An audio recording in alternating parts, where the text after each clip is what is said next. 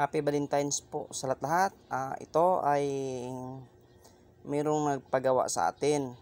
Ang nagmamayari po nito ay isang babae. Kahit hindi kayo kinulam o binarang, kung gusto niyo ng panangga sa katawan ay pwede.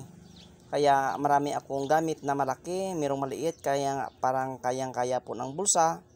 Para hindi po maka-afford ng yung mga malalaki po, ay mayroon din maliit. Pero itong maliit na ito, ako na nagsabi sa inyo, huwag nyong sumulin dahil napakalakas ito. Ito po ay gawa po ito sa bao ng walang mata. Yan ang kanyang harap. Yan. At ito ang kanyang likod. Yan.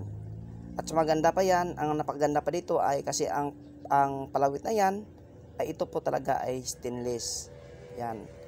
Kaya kung hindi nyo kaya ang mga gamit ko na mga medyo malaki, ito po ang pindant na maliit lang yan. Bao ng walang mata ito, gawa sa gitna ko po kinuha. Ito po huwag sumulin dahil napakalakas ito.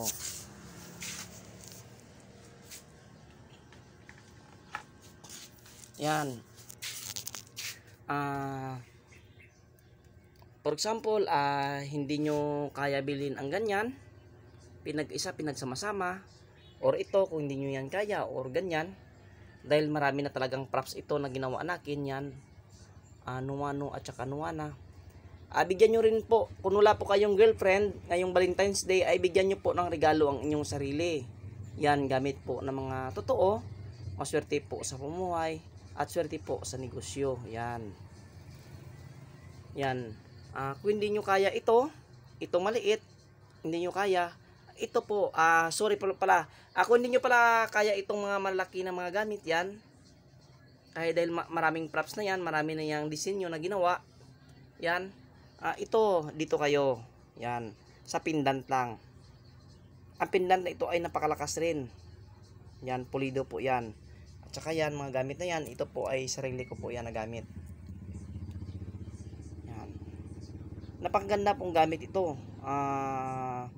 Maswerte talaga ito sa pamumuhay. Kung gagamitin nyo sa pagdinegosyo, ito po ay swerte. Maging pangkalahatan na din po. Ulit, happy Valentine's po sa lahat-lahat. Kung wala kayong kadit ngayong 14, ito na lang po ang inyong kadit. At sa lahat po na kumuha ng aking gamit, alagaan nyo po yan. Pwede nyo pa yan ipamana sa inyong mga anak, sa inyong mga kilala, dahil maganda pa talaga yan pagdating po talaga sa pamumuhay. Yan.